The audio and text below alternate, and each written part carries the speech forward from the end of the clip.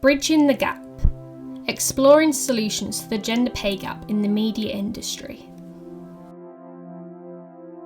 I've wanted to be a journalist for as long as I can remember, but the stigma surrounding the gender pay gap has always felt like a real issue and barrier when entering into the media industry. I asked some of my peers 3 words which came to mind when they thought of the gender pay gap and why. I would describe the gender pay gap as unfair, unreasonable and disgusting.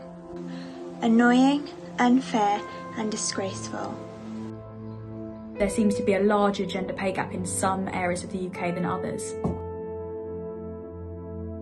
Being paid less for the same work, but I think that's really, really harmful for young women entering the workplace and learning what it means to be a working woman. Understandably, my peers didn't feel very positive about the gender pay gap, but as the world is surrounded by so much negativity at the moment, I wanted to focus on the practical policy initiatives that media companies can put in place in order to lower any economic discrimination. Globally, the very nature of women being in journalism at all is challenging.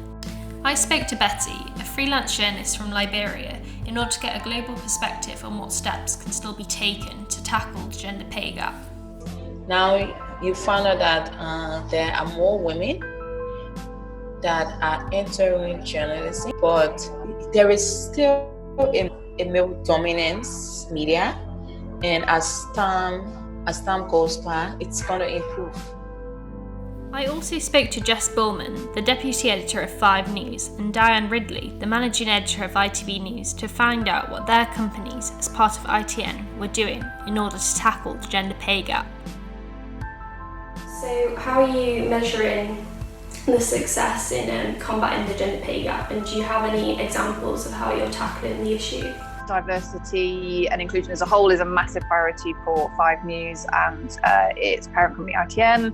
So ITN's pay gap results were published very recently for 2020, which showed that we were on track to beat our 2022 targets at just 9.7%, which is still in favour of men. That's due to specific targeting of the issue, looking for opportunities to hire women where we can, look at development opportunities as well within the workplace, making workplaces more inclusive. We have slightly more women than men who work here, and slightly more on-screen talent in favour of women than men as well. So we, in that respect, are quite an inclusive workplace for women.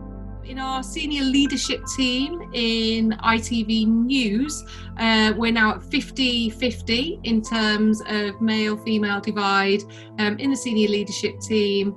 22% of our staff work part-time. And we've introduced lots of policies in terms of recruitment and development. Do you think that promoting women into executive roles will automatically lower the pay gap?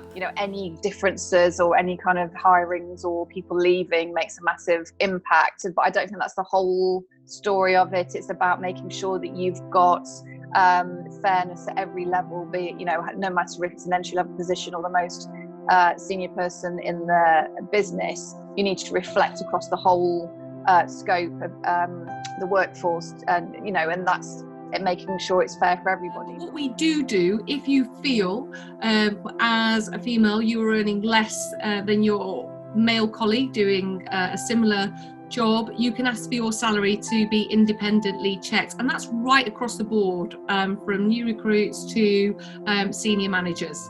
Do you think that more emphasis is needed on supporting women into middle management positions? If you look at the 4 quartiles across ITN, it's in that 3rd quartile, that middle management, where yes, we could do much better, and that will be now a key part of the workforce that we identify and think, okay, how do we support and develop staff to get them into these roles? Do you think the media organisations should be more transparent about sharing data on the pay gap? I would say on the whole that most media companies are pretty transparent about what they're doing, and I don't think any company would think that they're the finished article. Which other media organisations do you think are also showing positive action in tackling the gender pay gap, and why? The BBC are obviously doing a lot in terms of gender pay. looking at pay cuts for certain highly paid men and trying to even it out that way. So I think they are really trying to tackle it head on. I mean, they're such a huge organisation. What I want to stress is that young women journalists should never feel deterred from entering into the media industry, especially as women, because we all have a place in order to make it and do what we love most, which is telling stories. Now more than ever, it's essential that media companies continue to take action in tackling the gender pay gap and ensuring that their policy initiatives reflect the need for more diversity in the workplace.